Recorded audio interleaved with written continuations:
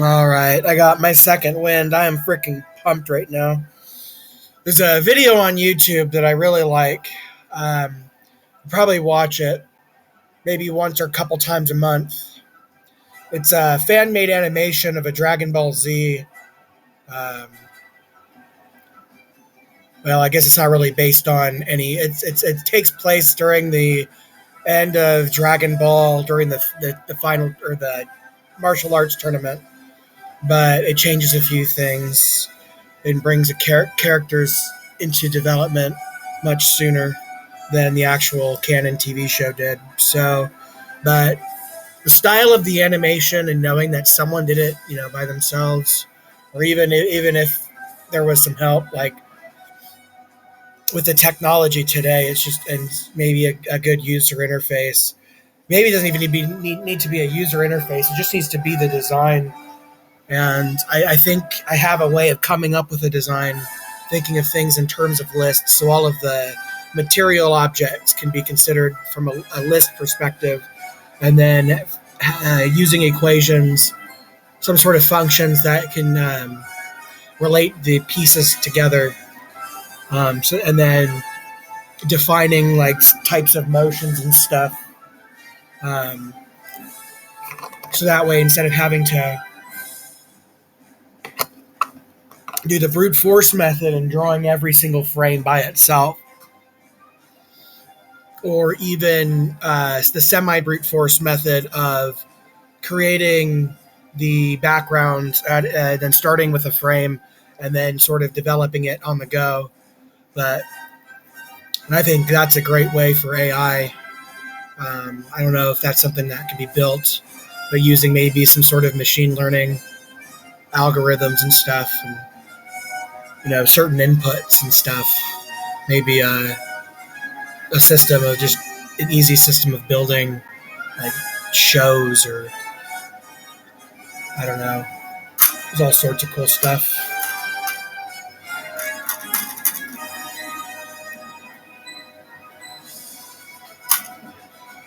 But anywho, I'm motivated after watching it. For anyone who wants to see it, it's called Legend. I forget the rest of it, but it's really good. Um, it's definitely one of my favorite videos on YouTube right now. I probably watched it at least 100 times. That's no joke. In the last year, I think. It just pops up on my screen, and I started watching people's reactions to it because I want to see what other people are seeing, and it's fun seeing how excited they get. And that's totally the feeling I get. But I think in a couple of years, once I've developed the skills, I'll be able to make my own stuff like that, perhaps even my own program. So, but right now, my main goal, I said I would get these readings in, so I need to get as many readings in. The faster I do it, the sooner I can really get into the other stuff. But I need to have things like a game. But I was thinking Elder Scrolls Morrowind was one of the first games that I actually got to enjoy a fairly, I guess, more immersive leveling system. Because in order to level up skills, you had to read tomes, pay for training, which was the fast way of doing it, or you just train it yourself. So like alchemy, I'd always do alchemy first because it was the easiest. It was like the first thing that I learned to exploit.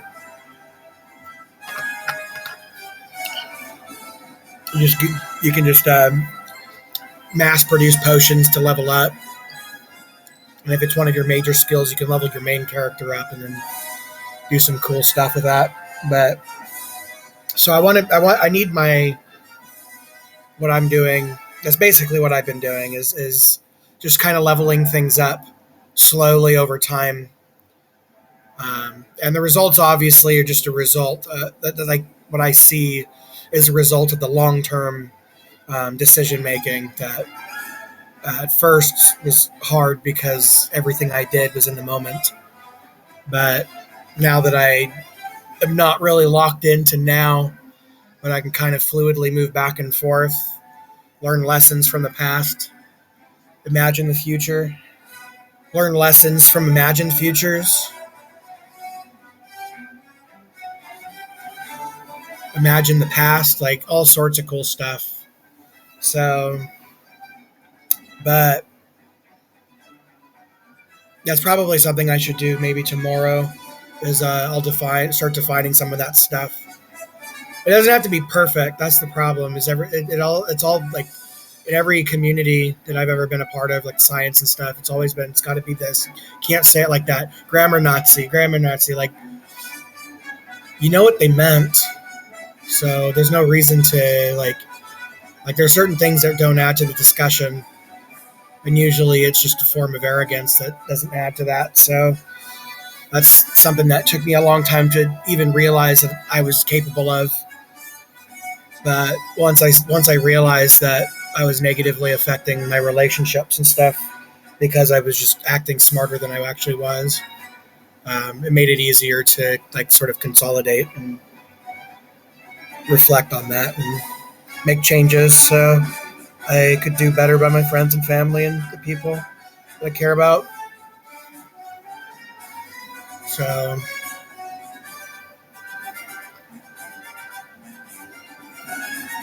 oh man, it's been a long day. Okay, so I'm going to go ahead and do the next sociology. That'll be three. And then I think I'll do some, maybe another Bible reading, kind of just see where it goes. But,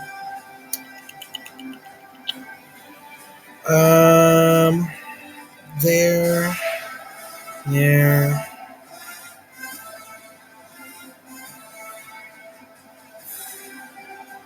Oh no, it's there. There we go. Okay. Openstax Sociology, Chapter 5. Socialization. I had to do that not too long ago. My electrolytes were low. First time in my life that I had been deficient in a bunch of stuff, and it was negatively affecting me. I've always just been overabundant in everything, but oh, that reminds me. Where's my phone at? I need to check my labs. No. Oh, it's down here. Yeah, right there. I'm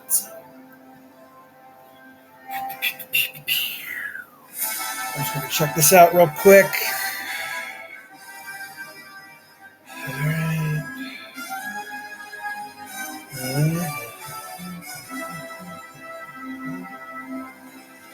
Okay. User password was input.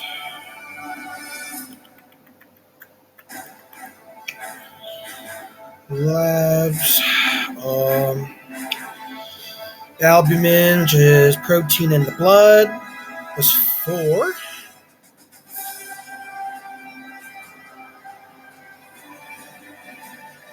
Okay. Calcium was actually pretty low. That's annoying. Ferritin on the high end of normal. Glucose on the lower end of normal. Hemoglobin, that was the same as a little bit lower than last month. Iron saturation, a little bit higher than last month. KT over V. Interesting.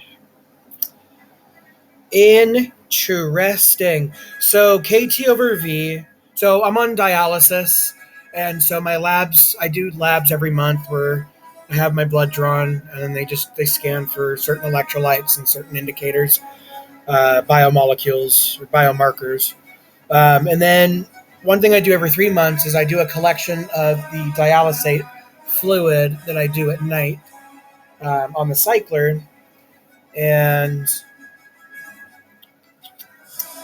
I think they said a KT over V at a 1.8 is what I needed to be at. And it's always been above it. But in January, it was 1.87, which was barely above. In April, it was 1.88, so barely above it. In July, it was 2.06, and now it's at 2.3. So it keeps going up. That's crazy. That's actually really crazy. But I mean, that makes sense though, because if it's cleaning my blood better and it's pulling out more fluid too, maybe I just, well, that's just weird because I've been told that the more the peritoneal membrane is used for this sort of process, the it gets worse over time. It's supposed to degrade, but according to this, it's getting better over time, which is just contradictory to what I remember being told. So that's interesting.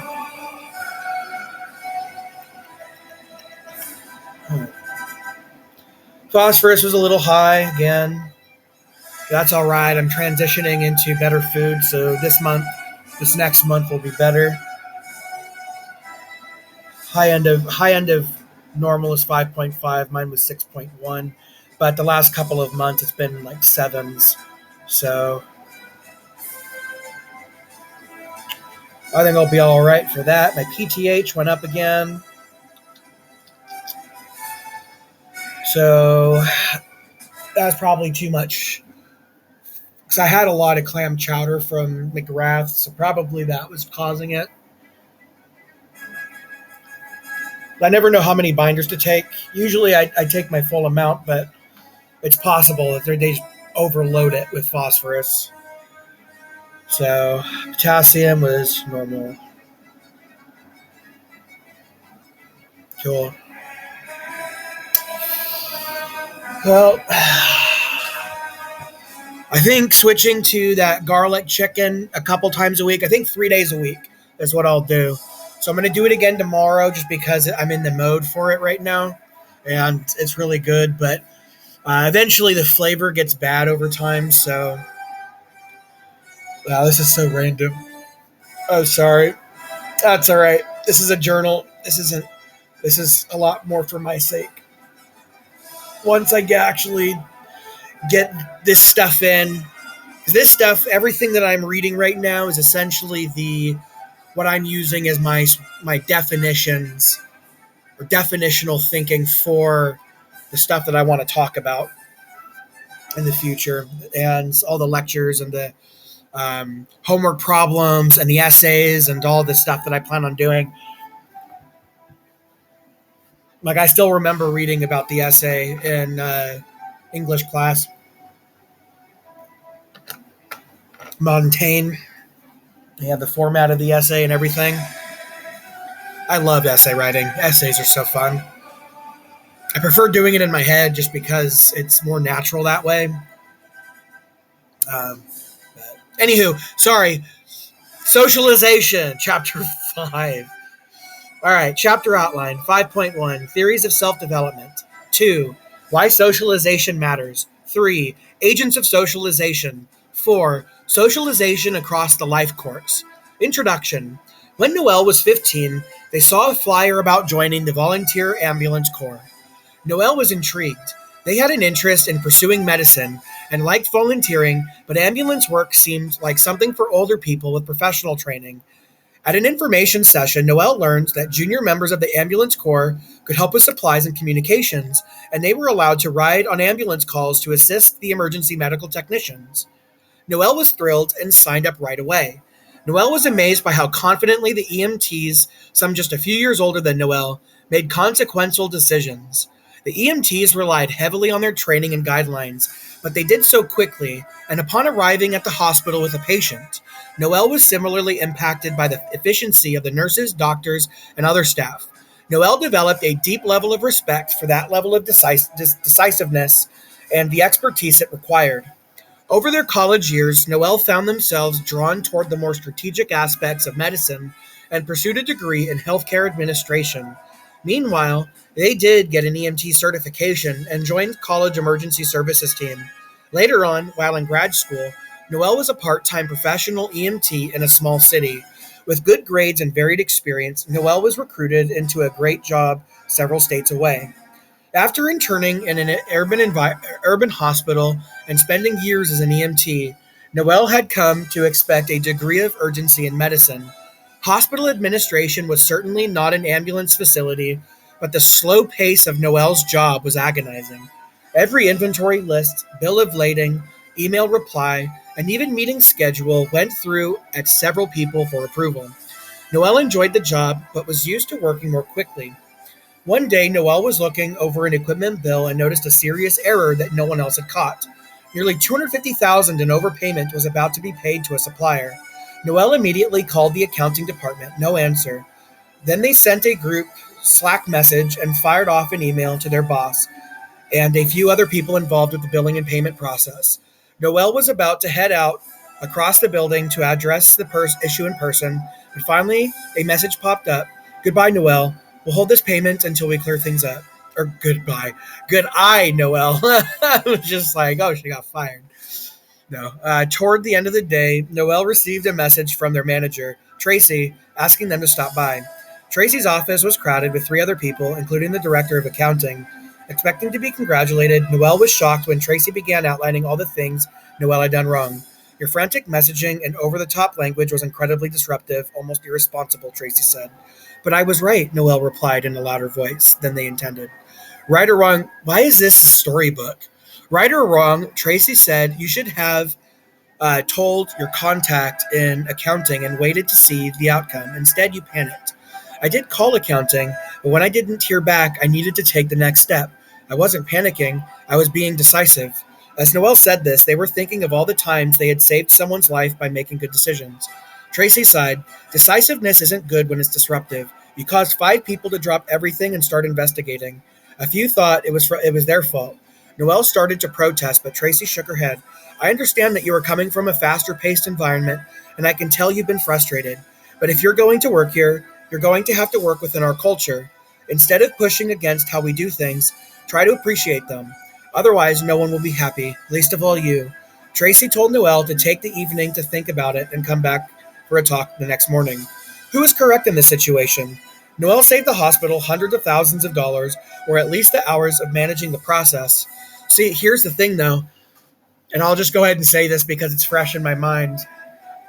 All of these things are documented, and even like the orders and stuff, they're all documented. So even if they overpaid by a couple $100,000 right then, like everything's documented. They weren't supposed to pay that much. Hey, could you just go ahead and check this out for us and get that money back to us, or just credit us the next, however much of the next order or something?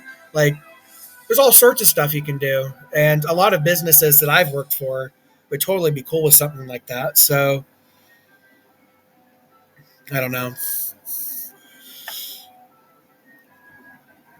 Tracy with broader Tracy with broader responsibilities was considering the long-term impacts of Noel's style and how Noel, as a talented member of the team, will function within the team. Tracy was concerned about the organization's culture. Culture was as discussed in the chapter on the topic, is the shared beliefs, values, and practices of a group. Countries, societies, religions, and sports teams all have culture, and companies do too. When you interview for a job, it will likely come up. Researchers who study organizations find that when workers aren't properly incorporated into the corporate culture, they begin a cycle of mutual disappointment, where workers are likely to reject company values and ultimately leave or be fired. Why didn't Noel enjoy the job, and why were people put off by Noel's approach? For the most part, Noel wasn't prepared for the pacing and style. Their previous experience was in opposition to the culture of the hospital. Company culture is easier to learn if someone is predisposed to it, while others might need time to unlearn past behaviors. Experts indicate that the responsibility for such adaptation is shared between the new employee and the company. How could Noel have learned, and what could Tracy have done to help? Company culture is learned the same way that other types of culture are learned, through observing and adapting to the norms and values, understanding and applying beliefs, and in general, seeking to be productive as a member of the group. Just like a child learns how to behave during a play date, of school day, people learn to be productive partners through an ongoing process called socialization. Socialization is the process through which people are taught to be proficient members of a society.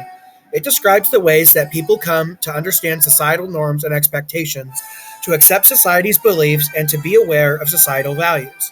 Socialization is not the same as socializing, interacting with others like family and friends. To be precise, it is a sociological process that occurs through socializing. While Noel's story is about a relatively advanced stage of life, socialization is crucial for early childhood. Even the most basic of human activities are learned. Learning to crawl and then walk are major milestones, but as any parent, guardian, or family member of a toddler knows, other minor accomplishments can be life altering for the child. Climbing stairs, safely getting out of bed, sitting in a regular chair, and drinking from a regular cup. Likewise, family behaviors and values must be learned, sometimes through observation and sometimes through active instruction. In the following sections, we will examine the importance of the complex process of socialization and how it takes place through interaction with many individuals, groups, and social institutions. We will explore how socialization is not only critical to children as they develop, but how it is also a lifelong process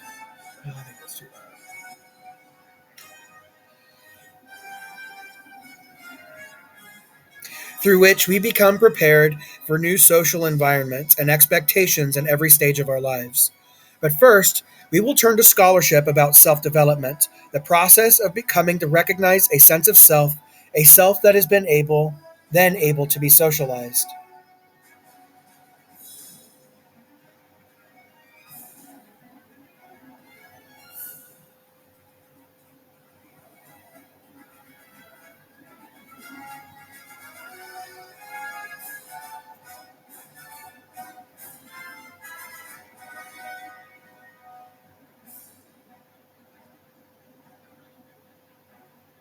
Okay. 5.1 Theories of Self Development. By the end of this section, you should be able to differentiate psychological and sociological theories of self development, explain the process of moral development. When we are born, we have a genetic makeup and biological traits. However, who are we as beings develops who we are as human beings develops through social interaction. Many scholars, both in the fields of psychology and in sociology, have described the process of self development as a precursor to understanding how that self becomes socialized. Psychological perspectives on self development. Psychoanalyst Sigmund Freud was one of the most influential modern scientists to put forth a theory about how people develop a sense of self. He divided the maturation process into stages and posited that people's self development is closely linked to their early stages of development. According to Freud, failure to properly engage in or disengage from a specific stage results in emotional and psychological consequences throughout adulthood. Psychologist Erik Erikson created a theory of personality development based in part on the work of Freud. However, Erikson believed the personality continued to change over time and was never truly finished. His theory includes 8 stages of development, beginning with birth and ending with death. According to Erikson, people move through these stages throughout their lives. In contrast to Freud's focus on psychosexual stages and basic human urges, Erikson's view of self development gave credit to more social aspects, like the way we negotiate between our own base desires and what is socially accepted. Jean Piaget was a psychologist who focused on the role of social interactions in child development. He recognized that the development of self evolved uh, through a negotiation between the world as it exists in one's mind and the world that exists as it is experienced socially. All three of these thinkers have contributed to our modern understanding of self development. Sociological theories of self development. One of the pioneering contributors to sociological perspectives was Charles Cooley. He asserted that people self understand. Hold on one sec.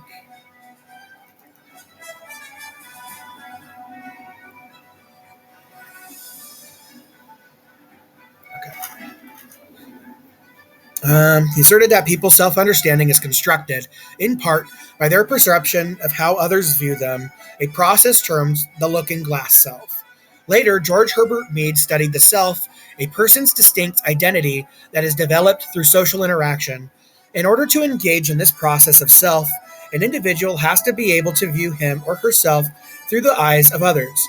That's not an ability that we are born with. Through socialization, we learn to put ourselves in someone else's shoes and look at the world through their perspective. This assists us in becoming self aware as we look at ourselves from the perspective of the other. The case of Danielle, for example, illustrates what happens when social interaction is absent from early experience. Sorry, one sec.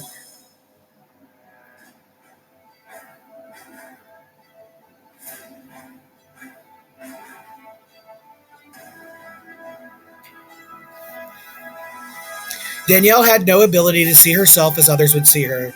From Mead's point of view, she had no self. How do we go from being newborns to being humans with selves? Mead believed that there is a specific path of development that all people go through. During the preparatory stage, children are only capable of imitation. They have no ability to imagine how others see things. They copy the actions of people with whom they regularly interact, such as their caregivers.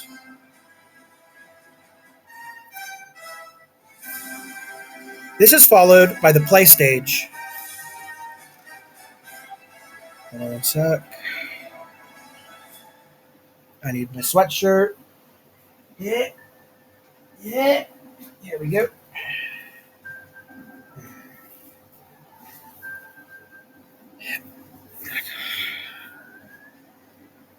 All right. Mead believed there is a specific path of development that all people go through. During the preparatory stage, children are only capable of imitation. They have no ability to imagine how they see things. They copy the actions of people with whom they regularly interact, such as their caregivers. This is followed by the play stage, during which children begin to take on the role that one other person might have. Thus, children try on a parent's point of view by acting out grown up behavior, like playing dress up and acting out the mom role or talking on a telephone the way they see adults do. During the game stage, children learn to consider several roles at the same time and how those roles interact with each other. They learn to understand interactions involving different people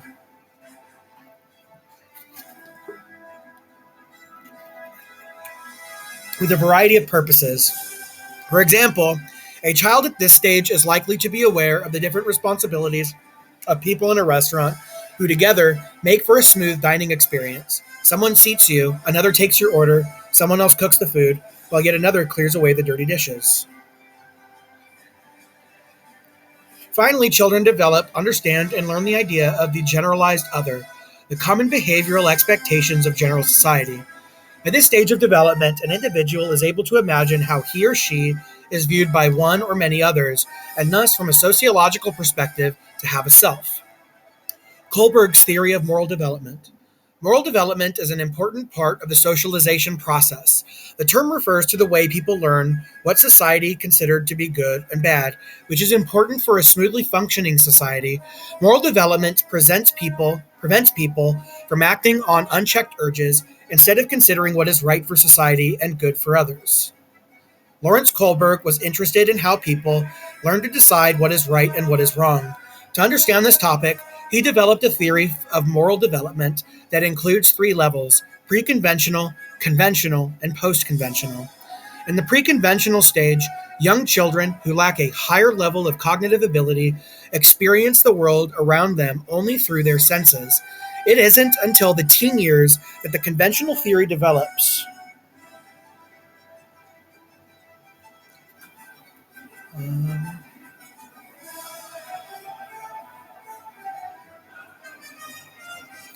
When youngsters become increasingly aware of others' feelings and take those into consideration when determining what's good and bad. The final stage, called post conventional, is when people begin to think morality in abstract terms, such as Americans believing that everyone has the right to life, liberty, and the pursuit of happiness. At this stage, people also recognize that legality and morality do not always match up evenly. When hundreds of thousands of Egyptians turned out in 2011 to protest government corruption, they were using post conventional morality. They understood that although their government was legal, it was not morally correct. Gilligan's theory of moral development and gender. Another sociologist, Carol Gilligan, recognized that Kohlberg's theory might show gender bias since his research was only conducted on male subjects. Would female study subjects have responded differently? Would a female social scientist notice different patterns when analyzing the research? To answer the first questions, she set out to study differences between how boys and girls develop morality. Gilligan's research suggested that boys and girls do have different understandings of morality. Boys appeared to have a justice perspective by placing emphasis on rules and laws. Girls, on the other hand, seemed to have a care and responsibility perspective. They considered people's reasons behind behavior that seemed morally wrong. While Gilligan is correct that Kohlberg's research should have included both male and female subjects, her study has been scientifically discredited due to its small sample size. The results Gilligan noted in this study also have not been replicated by subsequent researchers. The differences Gilligan observed were not an issue of the development of morality, but an issue of socialization. Differences in behavior between males and females is the result of gender socialization that teaches boys and girls societal norms and behaviors expected of them based on their sex. Gilligan also recognized that Kohlberg's theory rested on the assumption that the justice perspective was the right or better perspective. Gilligan, in contrast, theorized that neither perspective was better. The two norms of justice served different purposes. Ultimately, she explained that boys are socialized for a work environment where rules make operations run smoothly, while girls are socialized for a home environment where flexibility allows for harmony and caretaking and nurturing. 5.2. Why socialization matters. By the end of the section, you should be able to describe the importance of socialization both for individuals and society, explain the nature versus nurture debate. Socialization is critical both to individuals and to the societies in which they live. It illustrates how completely intertwined human beings and their social worlds are. First, it is through teaching culture to members that a society perpetuates itself. If new generations of a society don't learn its way of life, it ceases to exist.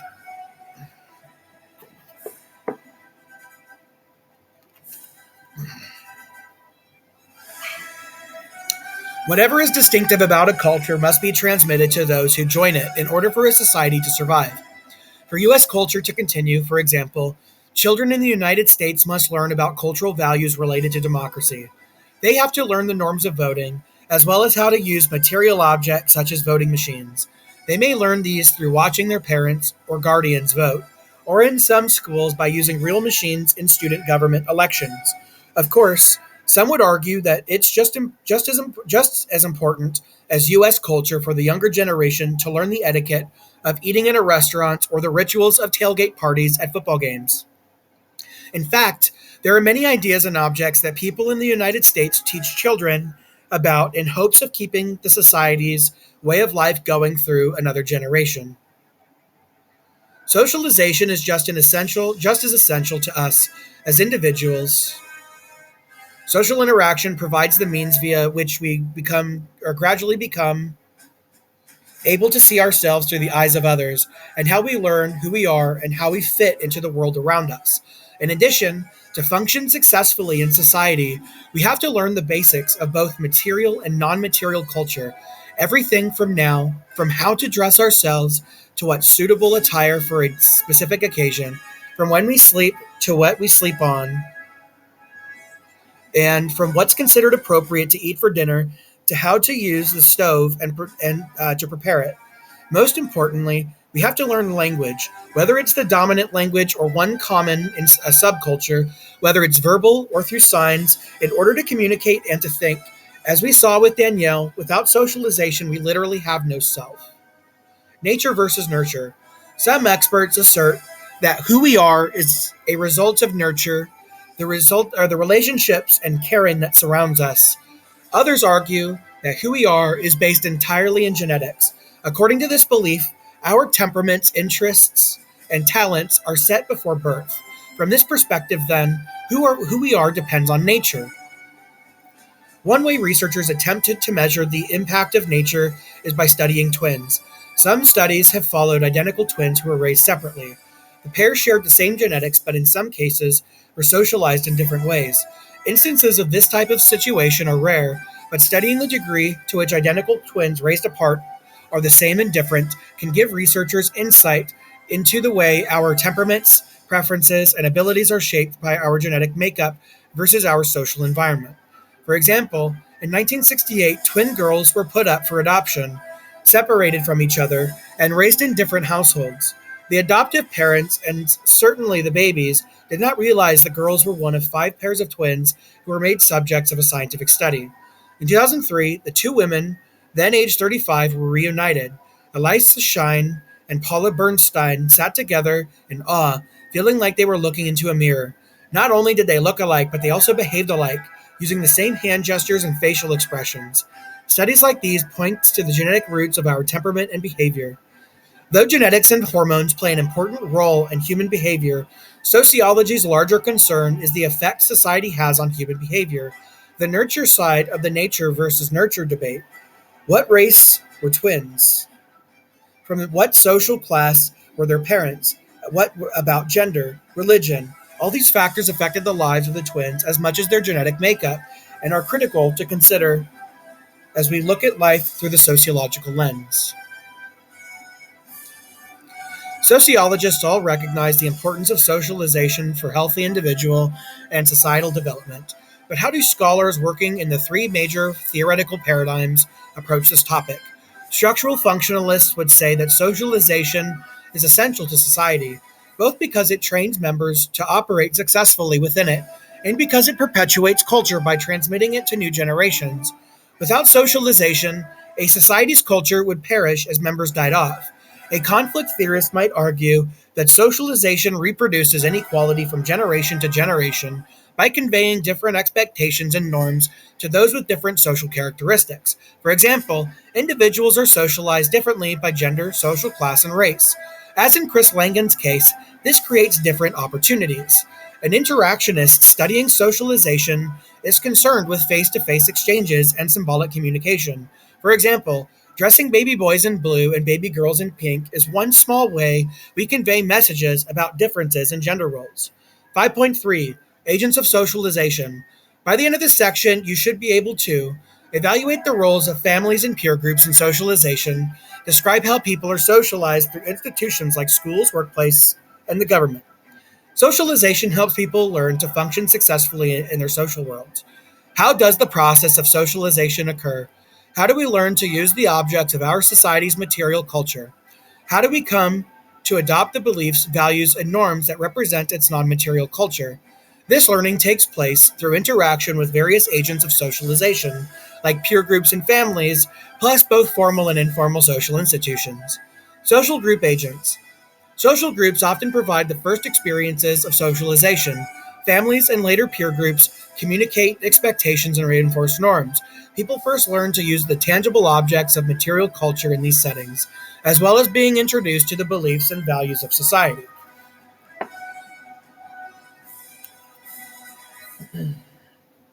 Family. Family is the first agent of socialization. Mothers and fathers, siblings and grandparents, plus members of an extended family all teach a child that he or she needs to know. For example, they show the child how to use objects such as clothes, computers, eating utensils, books, and bikes. How to relate to others, some as family, others as friends, still others as strangers or teachers or neighbors. And how the world works, what is real and what is imagined. As you are aware, either from your own experience as a child or from your role in helping to raise one, socialization includes teaching and learning about an unending array of objects and ideas. Keep in mind, however, that families do not socialize children in a vacuum. Many social factors affect the way a family raises its children. For example, we can use sociological imagination to recognize that individual behaviors are affected by the historical period in which they take place. 60 years ago, it would not have been considered especially strict for a father to hit his son with a wooden spoon or a belt if he misbehaved. But today, that same action might be considered child abuse. Sociologists recognize that race, social class, religion, and other societal factors play an important role in their socialization. For example, poor families usually emphasize obedience and conformity when raising their children, while wealthy families emphasize judgment and creativity. This may occur because working class parents have less education and more repetitive task jobs for which it is helpful to be able to follow rules and conform. Wealthy parents tend to have better educations and often work in managerial positions or careers that require creative problem solving, so they teach their children behaviors that are beneficial in these positions. This means children are effectively socialized and raised to take the types of jobs their parents already have, thus reproducing the class system. Likewise, children are socialized to abide by gender norms, perceptions of race, and class related behaviors. In Sweden, for instance, stay at home fathers are an accepted part of the social landscape. A government policy provides subsidized time off work, 480 days for families with newborns, with the option of the paid leave being shared between mothers and fathers. As one stay at home dad says, being home to take care of his baby son is a real fatherly thing to do. I think that's very masculine. Close to 90% of Swedish fathers use their paternity leave. On average, they take 7 weeks per birth. How do US policies and our society's expected gender roles compare? How will Swedish children raised this way be socialized to parental gender norms? How might that be different from parental gender norms in the United States? Peer groups. A peer group is made up of people who are similar in age and social status and who share interests. Peer groups Group socialization begins in the earliest years, such as when kids on a playground teach younger children the norms about taking turns, the rules of a game, or how to shoot a basket. As children grow into teenagers, this process continues. Peer groups are important to adolescents in a new way, as they begin to develop an identity separate from their parents and exert independence. Additionally, peer groups provide their own opportunities for socialization since kids usually engage in different types of activities with their peers than they do with their families. Peer groups provide adolescents' first major socialization experience outside the realm of their families. Interestingly, studies have shown that although friendships rank high on adolescents' priorities, this is balanced by parental influence. Institutional agents. The social institutions of our culture also inform our socialization. Formal institutions like schools, workplaces, and the government teach people how to behave in and navigate these systems. Other institutions like the media contribute to socialization by inundating us with messages about norms and expectations. School. Most U.S. children spend about 7 hours a day, 180 days in school, which makes it hard to deny the importance school has on their socialization. Students are not in school only to study math, reading, science, and other subjects. The manifest function of this system.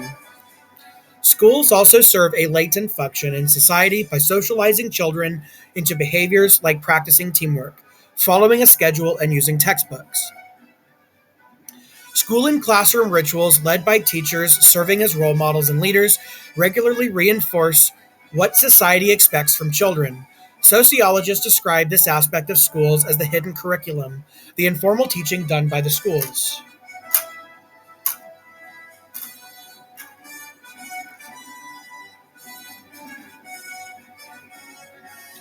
For example, in the United States, schools have built a sense of competition into the way grades are awarded and the way teachers evaluate students.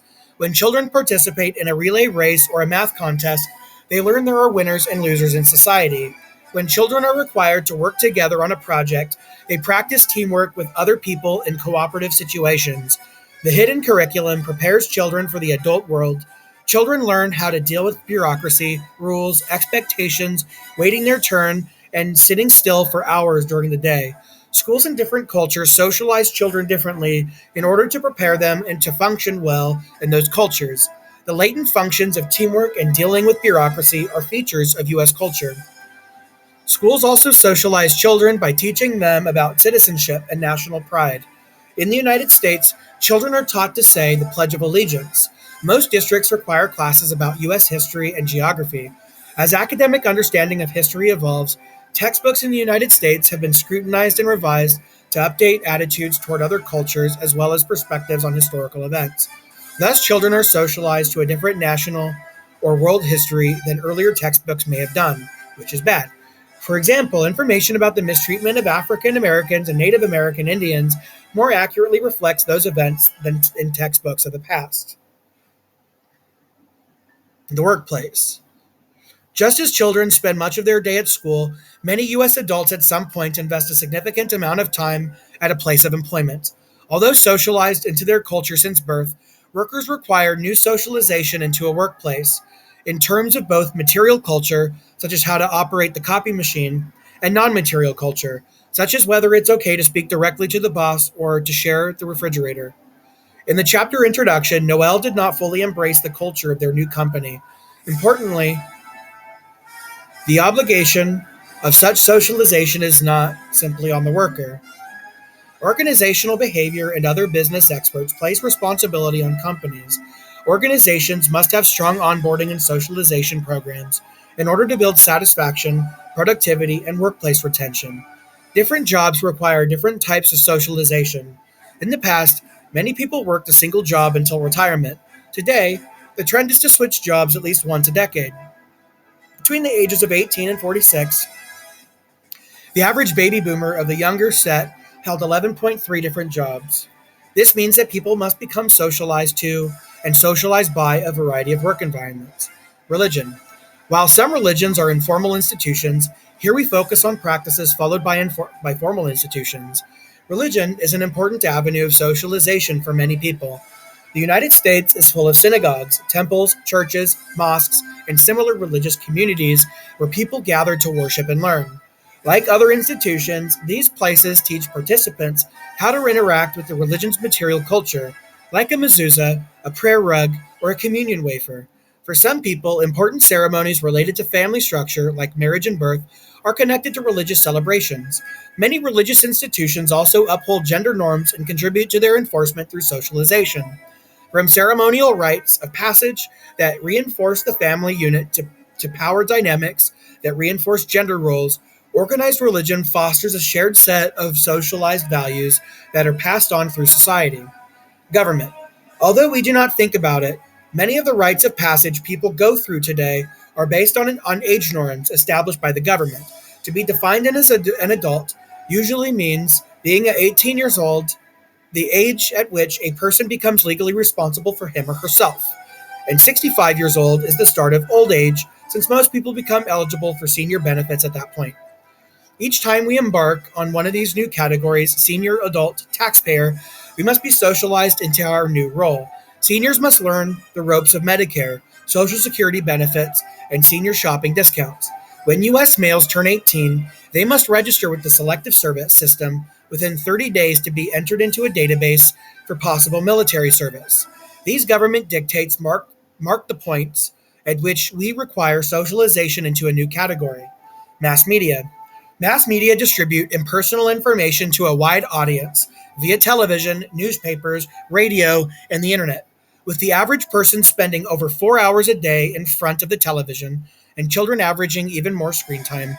Media greatly influences social norms. People learn about objects of material culture, like new technology and transportation options, as well as non material culture, what is true, beliefs, what is important, values, and what is expected, norms.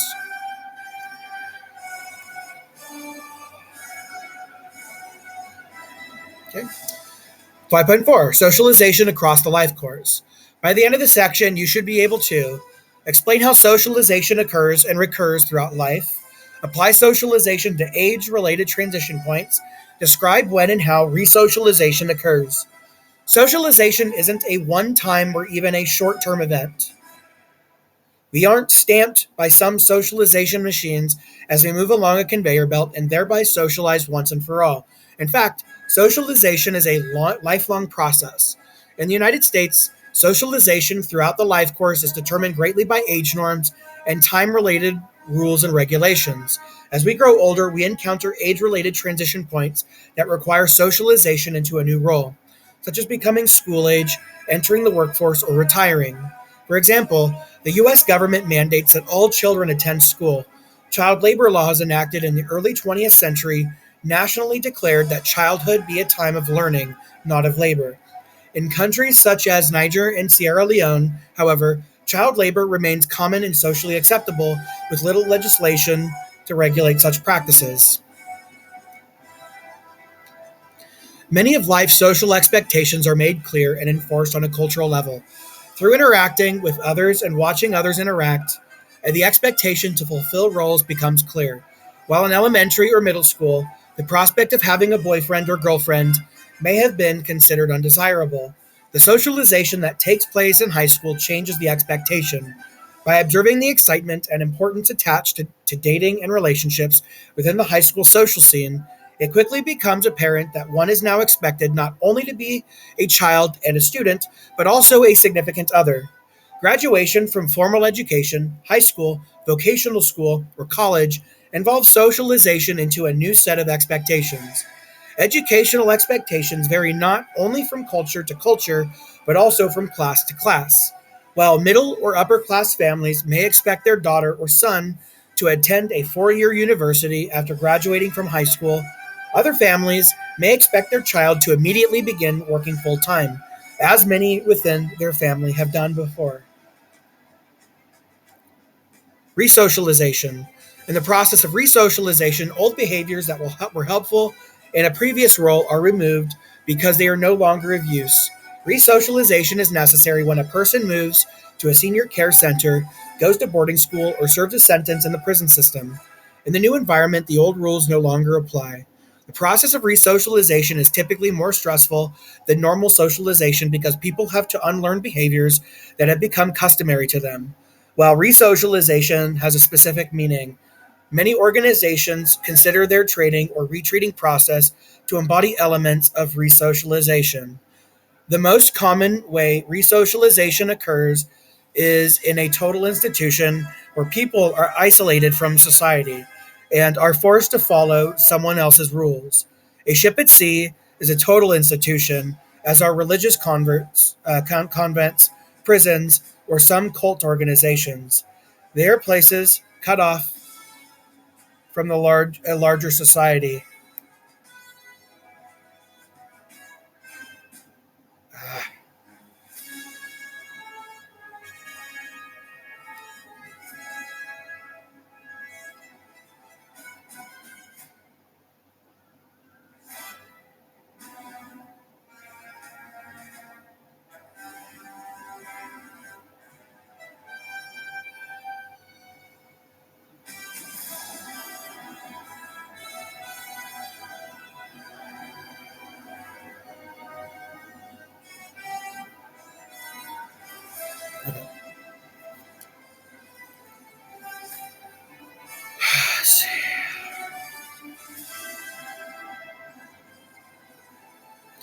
Common way resocialization occurs is in a total institution where people are isolated from society and are forced to follow someone else's rules.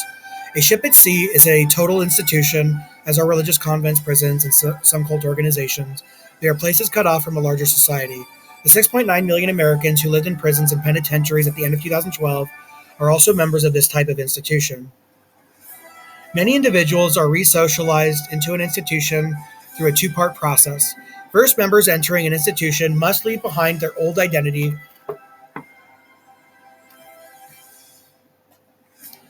through what is known as a degradation ceremony. In a degradation ceremony, new members lose the aspects of their old identity and are given new identities. The process is sometimes gentle. To enter a senior care home, an elderly person must often leave a family home and give up many belongings, which were part of his or her long-standing identity. Though caretakers guide the elderly compassionately, the process can still be one of loss. In many cults, this process is also gentle and happens in an environment of supporting and caring. In other situations, the degradation ceremony can be more extreme. New prisoners lose freedom, rights, including the right to privacy and personal belongings. When entering the military, soldiers have their hair cut short, their old clothes are removed, and they wear matching uniforms. These individuals must give up any markers of their former identity in order to be resocialized into identity as a soldier. Doesn't seem to be what happened right now.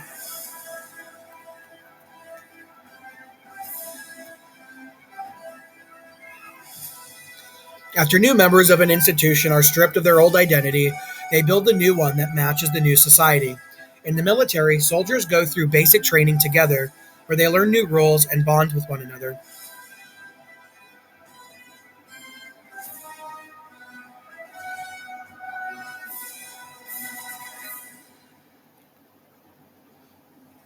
They followed structured schedules set by their leader. Soldiers must keep their areas clean for inspection, learn to march in correct formations, and salute when in the presence of superiors. Learning to deal with life after having lived in a total institution requires yet another process of resocialization. In the U.S. military, soldiers learn discipline and a capacity for hard work. They set aside personal goals to achieve a mission, and they take pride in the accomplishments of their units. Many soldiers who leave the military transition these skills into excellent careers. Others have significant challenges upon leaving, uncertain about the outside world and what to do next. The process of resocialization to civilian life is not a simple one. Other types of organizations may utilize or extend the concept of resocialization with regard to changing people's behaviors. Corporate trainers and training researchers sometimes emphasize the need for trainees to shed their old behaviors and adopt entirely new ones. When the people return to their jobs after training, they may be called to leave their old behaviors behind.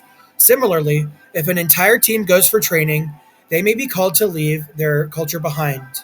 Not all such training would apply the resocialization metaphor, but behavioral or personal professional areas such as stress management or priority project management might borrow from resocialization principles in order to make the training effective. And that's it. Chapter 5.